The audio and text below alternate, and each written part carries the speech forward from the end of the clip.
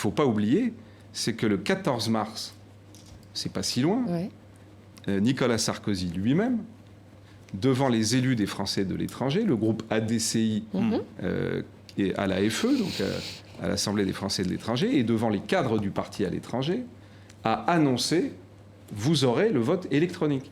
Il y a même eu un petit débat à l'époque sur... Il n'est pas très fiable, votre ami. Il y aura quelques difficultés dans tel et tel pays, parce qu'il faut payer 2 euros. Bon.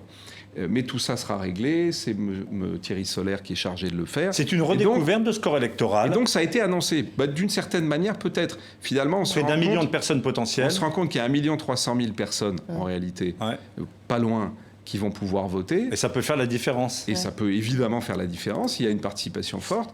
Et donc, il y a l'idée aussi que les Français établis hors de France sont peut-être moins sarkozystes que... Mais ça, vous savez, c'est pas à moi qu'il faut demander ça. Aujourd'hui, moi, ce que je regarde sont des choses extrêmement concrètes, factuelles.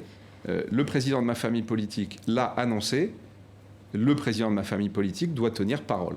Moi, je considère, depuis 3 mois, je vous ai dit, je suis à la rencontre de tous ces Français qui ne croient plus à la politique. Pourquoi ne croient-ils plus à la politique? Parce qu'ils ne croient plus aux promesses. Pourquoi ne croient-ils pas aux promesses? Parce qu'elles ne sont pas tenues. Souvent, les promesses ne sont pas tenues avec des raisons mises en avant, comme la crise, comme l'Europe. Mais là, c'est une décision d'un parti politique, prise par le président du parti politique. Donc, si on ne tient pas cette promesse-là, quel signal envoie? Donc il veut vraiment tuer la primaire. On envoie aux électeurs un signal qui est qu'on ne tiendra aucune promesse, si on n'est même pas capable de tenir une promesse que nous-mêmes nous faisons à l'intérieur de notre famille politique. Bon. Donc il faut la tenir.